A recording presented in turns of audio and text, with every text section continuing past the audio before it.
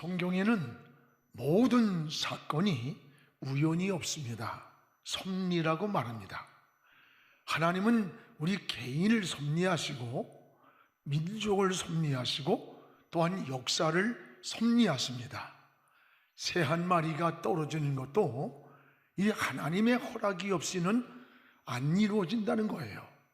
잠언 19장 6절에 사람이 마음으로 자기의 길을 계획할지라도 그 걸음을 인도하는 자는 하나님이다라고 했습니다. 그렇습니다. 요나가 만난 풍랑도 하나님이 내리신 풍랑이었습니다. 요나의 손에 뽑힌 제비도 재수가 없어 뽑힌 게 아니라 여러분 하나님의 손이 개입하신 사건이었음을 알 수가 있습니다. 우리가 코로나 문제도 여러분 코로나 전염병 문제도 성경적인 관점에서 보면 이게 결코 우연이 아닙니다. 다윗이 불순한 의도로 인구조사를 하면서 교만할 때에 하나님은 갓 선지자를 불러가지고 다윗을 징계를 선포했어요. 다윗에게 3가지 징계를 선택하려고 했습니다. 사무엘하 24장 13절에 보면 다윗에게 하는 얘기예요. 왕의 땅에 7년 기근을 선택하겠는가? 두 번째는 왕이 왕의 원수에게 쫓겨다니면서 3달 동안 부끄러움을 당하겠는가? 세 번째는 사흘 동안 온 나라에 전염병이 있을 것을 택하겠는가? 오늘 25절에 3일간 전염병이 나타났습니다. 그 3일에 나타난 전염병에 백성들이 무려 7만 명이 죽었습니다. 이게 우연이 아닙니다. 바로 역사에 개입하신 하나님의 손이었습니다. 오늘도 하나님은 이 역사의 수레바퀴를 움직이고 계시는 거예요. 우리에게 세상에 돌아가는 모든 일들이 여러분 그 징조 모든 사건들이 결코 우연이 아닙니다. 특히 성경적 관점에서 하나님 편에서 보면 이 역사의 움직임 속에 일어나는 현상들이 영적인 문제라는 것을 우리가 깨닫게 됩니다. 지금은 영적 혼란기라고 진단해야 됩니다. 지금 사람들이 방황을 해요. 우리는 속도보다 방향이 중요해요. 빨리 하지만 빨리 가는 게 중요한 게 아니에요. 방향이 잘못되면 빨리 갈수록 불행이 더 빨리 오는 겁니다. 진리를 역행하려고 하는 이 현상들이 전 세계 곳곳에 무섭게 일어나고 있는 현실을 우리가 알게 됩니다. 여러분, 소수자의 인권이라고 하는 것을 포장해서 교황까지 이 동성애를 가정으로 인정하겠다고 선포를 했어요. 동성애는 굉장한 영향력을, 여러분, 이 교황은 하나님 대행이라고 그래요. 천주교는 우리하고 다른 거예요. 우린 천주교를 인정 안 합니다. 그런데 이 세계적인 영향력은 굉장한 거예요. 미국에서 이 트랜스젠더, 성전환, 성기를 잘라내고 여자로 전환한 이런 사람들이 상원의원이 되는 거예요. 그 사회의 도덕성과 영향력은 굉장한 파장을 주는 겁니다. 여러분, 하나님은 가정 공동체를 통해서 우리에게 생육을 하고 번성을 하면서 인류를 이루게 만드셨어요.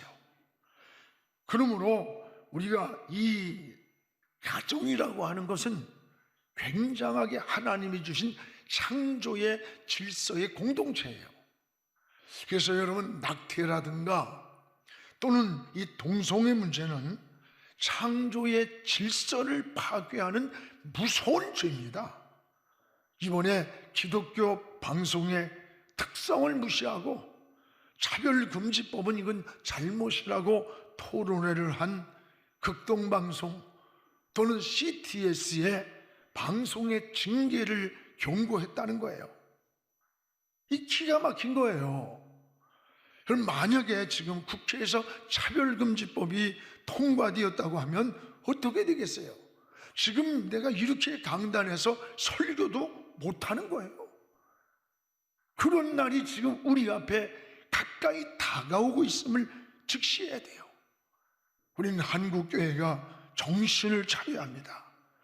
그런데 지금 한국교회가 진리를 위해 목숨 걸고 지켜야 된다는 이런 모습보다 적당히 현실과 타협을 하면서 영성도 야성도 다 잃어가고 있다는 것을 보게 됩니다. 정신을 차리고 우리가 진리를 지켜야 됩니다. 오늘 말씀은 사사들이 치리하던 그 시대에 베들레헴의 흉년이 들었습니다. 나오미의 가정이 살던 그 사사시대가 오늘날 우리 한국 사회와 여러모로 닮았다고 생각이 됩니다. 나오미의 가정은 이 어려운 흉년을 피해서 저 베들레헴으로 떠나서 모압으로 이사를 갔습니다. 그런데 얼마 있지 않아서 이 모압에서 불행한 일이 생기기 시작했어요. 남편 엘리멜렉이 죽었습니다. 큰 충격이 일어났어요.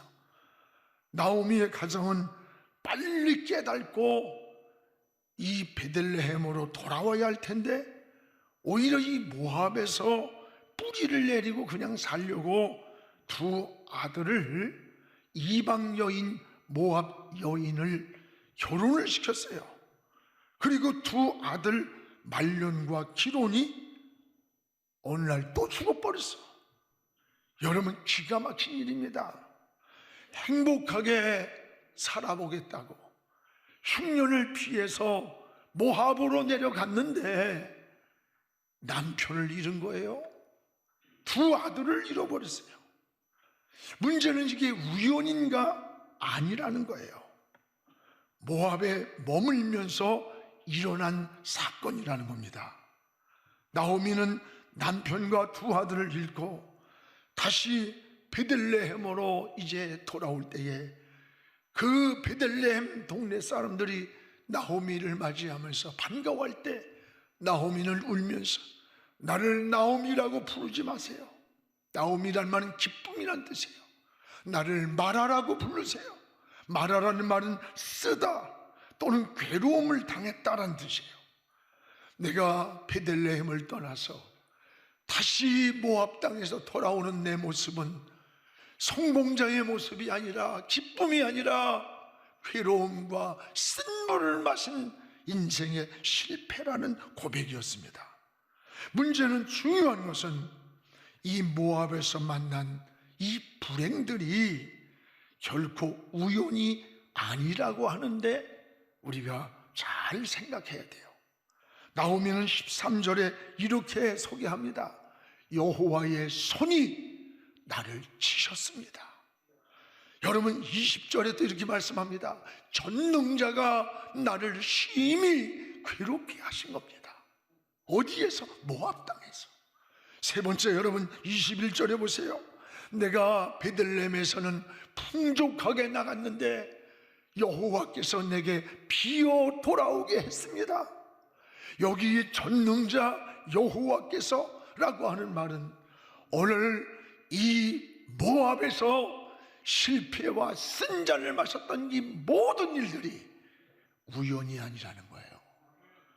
이걸 여러분 우리는 잘 기억해야 돼요. 우리가 만나는 일들이 결코 우연이 아닌 역사의 배후에 계시는 하나님의 영역 안에 있는 필연이라고 하는 것을 깨달아야 되는 겁니다. 하나님은 항상 이 역사라고 하는 무대 뒤에 계시는 거예요. 하나님은 이 역사의 무대 뒤에서 하나님의 손이 함께 있다는 것을 우리가 알아야 됩니다. 그러면 성도는 어떻게 살아야 되는 겁니까? 여러분, 어려워도 베들레헴에서 문제를 해결해야 되는 거예요. 이 베들레헴을 떠나면서부터 이 불행이 시작된 거예요. 우리 1절을 한번 같이 읽어보겠습니다. 사사들이 치리하던 때에 그 땅에 흉년이 드니라. 유다 베들레헴의 한 사람이 그의 아내와 두 아들을 데리고 모압 지방에 고류하였는데, 여기 사사들이 치리하던 때예요. 그리고 거기에 흉년이 들었어요. 그걸 피해서 모압으로 떠났다라고 하는 내용이에요. 영적 암흑기에 사사들을 그 시대마다 하나님이 세운 영적 지도자들이에요. 그런데 이들이 다스리던 시대에, 그 시대에 감당하기 어려운 흉년이 왔다는 거예요. 그런다면 이런 흉년이 우연이 아니라는 걸 알아야 돼요. 여러분, 자연재해만이 아닌 당시의 흉년은 성경에 범죄하였던 백성들에게 주신 하나님의 징계였습니다. 그렇다면 이 베들레헴에 흉년이 왔다면 나오미의 가정이 믿음의 가정입니다. 믿음의 가정이라면 나오미의 가정은 모압으로 이사를 가는 게 아니에요. 왜 베들레헴 하나님의 섬기는 이 땅에 흉년이 왔을까? 엎드려서 하나님을 찾아야 한다는 거예요.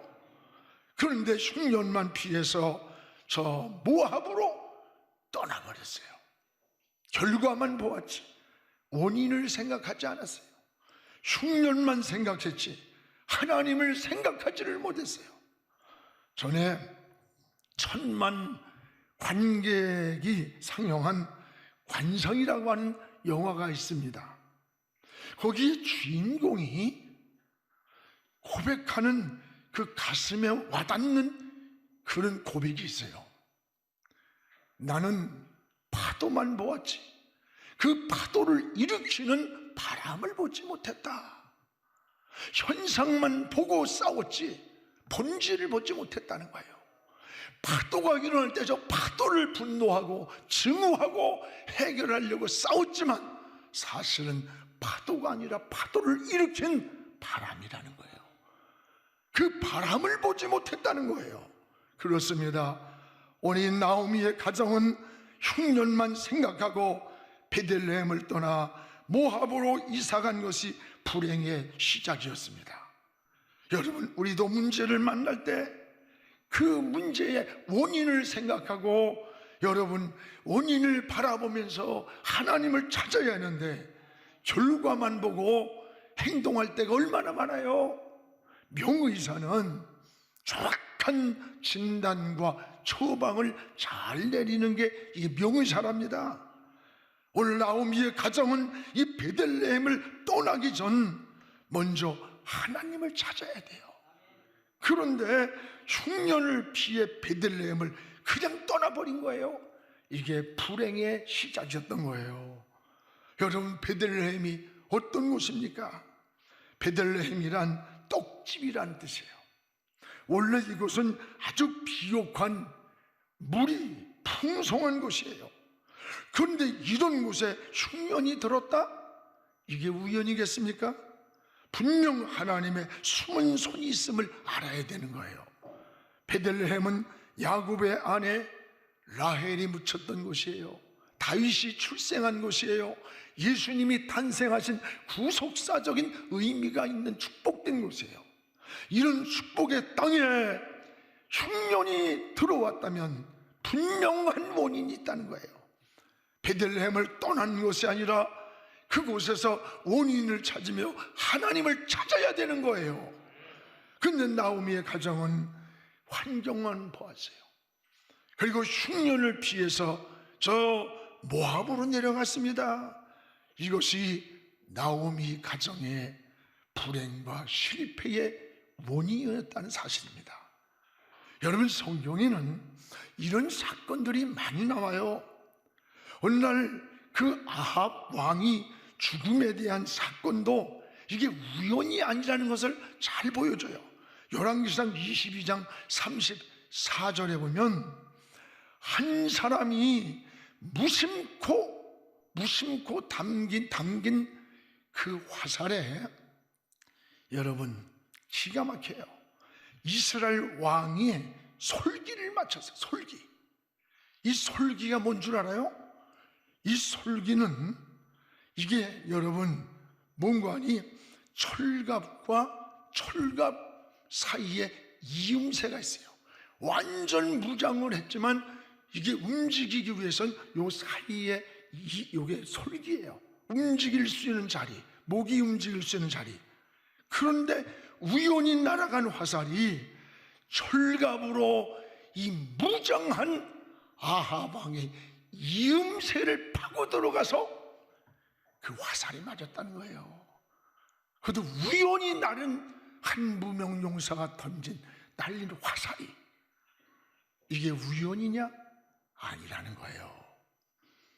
여러분, 역사의 현장에 하나님의 손이 개입하신 필연입니다.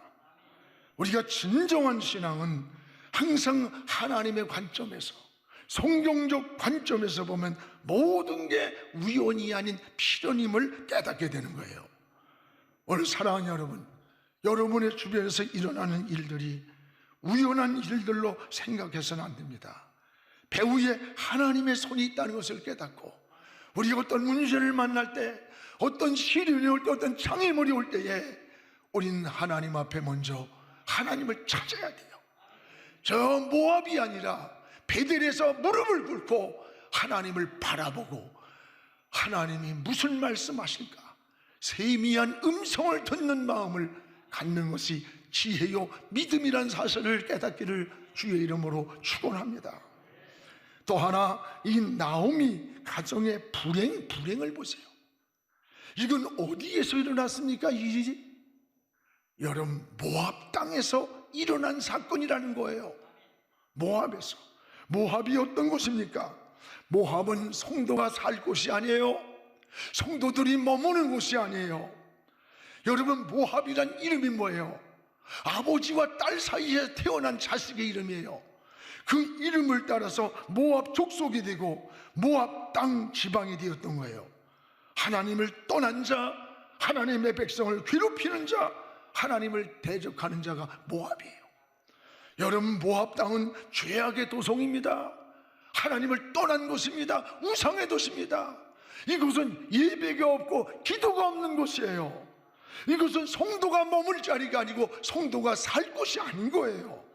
그런데 나오미의 가정은 이 모압 땅에서 성공을 기대한 거예요. 여기에서 행복을 꿈꿨던 거예요. 그게 어리석음이라는 거예요. 착각이라는 거예요. 사랑하는 여러분, 지금 모압에 머물러 있지 않습니까? 지금 여러분 모압 같은 세상으로 내려가고 있지는 않습니까?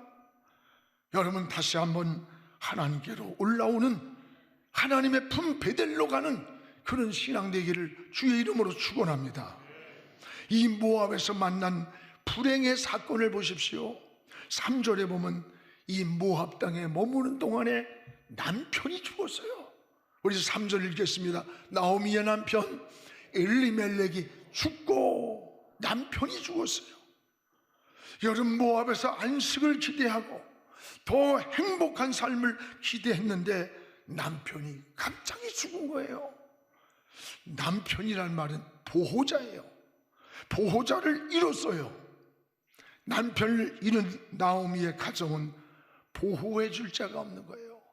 우리가 하나님을 떠나면 보호자를 잃는 거예요. 이럴 때 여러분, 빨리 깨닫는 게 지혜예요. 그리고 모압을 정리하고 하나님께로 돌아와야 되는 거예요. 베델로 돌아와야 되는 거예요. 그런데 이 나오미의 가정은 오히려 두 아들을 이방 여인 모압 여인을 결혼을 시켜버렸어요. 그리고 아예 모압에서 정착하려고 10년간을 머물러 살았습니다. 그런데 이게 웬일입니까? 또 충격적인 일이 이 모압 땅에서 일어나는 거예요. 5절에 보면 모압에서 두 아들이 또 죽었습니다. 여러분, 말론과 기론이라고 하는 두 아들이 죽어버렸어요. 남편을 잃은 슬픔이 가시기도 전에 두 아들 말론과 기론이 죽었어요. 기가 막힌 일입니다. 여러분, 아들이란 말은 당시에 상속자를 말하는 거예요. 여러분, 상속자를 잃었다? 이것은 성공을 해도 물려줄 상속자가 없어요. 다시 말하면 이건 뭐예요? 이제 성공한다 해도 모든 소망과 꿈이 사라졌다는 말이에요. 사랑하는 여러분, 사람이 살면서 가장 무서운 것은 꿈이 없어지고 소망이 없어지는 겁니다. 지금 우리 국민들에게 가장 중요한 게 뭘까요? 저는 소망을 심어줘야 되고 꿈을 줘야 돼요. 막 신바람 나는, 그래야 어렵고 힘들어도 꿈을 보고 소망을 가지고 일어나는 겁니다. 특별히 여러분, 우리 젊은이들에게는 꿈을 말해줘야 합니다. 꿈이 있어야 의욕이 생기는 거예요. 여러분, 꿈을 꾸고 꿈을 말하고 꿈을 행동하는 곳에 인생의 성공이 있는 거예요. 지금 힘들고 어렵다고 주저앉아 있지 말고 다시 한번 꿈을 품고 소망을 품고 꿈을 놓치지 말고 일어서기를, 비상하기를 주의 이름으로 축원합니다. 그런데 오늘 나오미는 이 모압에서 남편과 두 아들을 잃고 모든 꿈을 잃은 거예요. 모든 소망을 잃은 거예요. 문제는 이것이 우연인가라고 하는 겁니다. 이게 나오미가 베들레헴을 떠난 결과였습니다. 사랑하는 성도 여러분, 지금 모압에 머물러 있습니까? 모압 같은 세상으로 내려가는 인생을 살고 있습니까? 일어나십시오. 비상하십시오. 다시 베들레헴으로 돌아가시기를 바랍니다. 하나님의 품으로 달려오기를 주의 이름으로 축원합니다. 이것이 다시 사는 길이에요. 그래서 나오미의 가정은 다시 베들레헴으로 돌아가야만 회복이 되는 거예요. 올 여러분 20절에 보세요. 모압의 삶이 어떤 삶이었는가를 보여줍니다. 20절에 나오미가 그들에게 이르되 나를 나오미라 부르지 마세요. 나를 마라라 부르라. 이는 전능자가 나를 심히 괴롭게 했습니다. 이게 무슨 말입니까? 모압에서 내 인생은 마라가 됐다. 쓴물을 먹고 괴로움을 당하고 인생을 실패했다는 고백이에요. 하나님을 떠난 삶의 괴로움입니다. 베들레헴으로 돌아오는 이 나오미를 사람들이 기쁨으로 맞이했지만 그는 울면서 나는 나오미가 아닙니다. 난 마라입니다. 쓴물을 마시고 괴로움을 당하고 실패하고 돌아옵니다. 근데 우연이 아닌 전능자가 나를 괴롭게 하셨습니다. 어디에서? 저 모압 땅에서.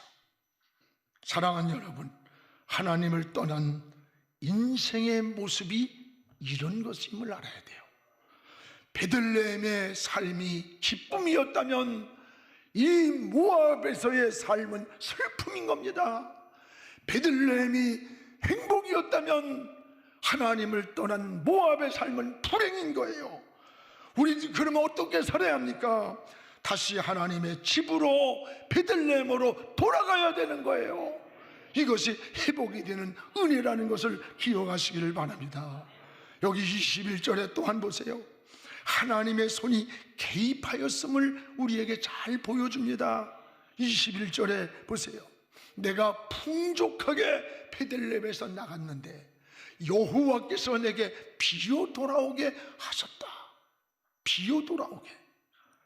나오미는 모압으로 내려갈 때 두 가지 면에서 풍족한 사람이에요.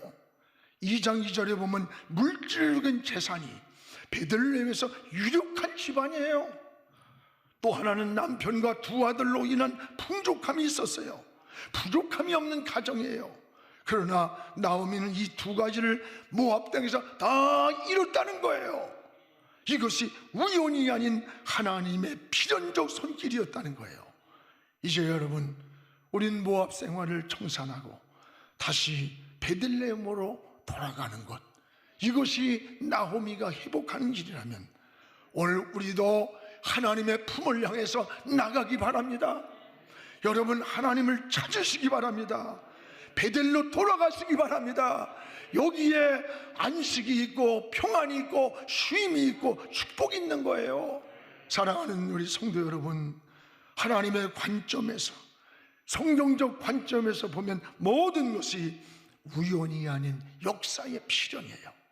인생을 살면서 여러 가지 문제를 만날 때 원망하고 절망하고 낙심하지 마세요. 오늘 그 역사의 배후에 계시는 하나님을 생각하면서 하나님을 찾으시기를 바랍니다.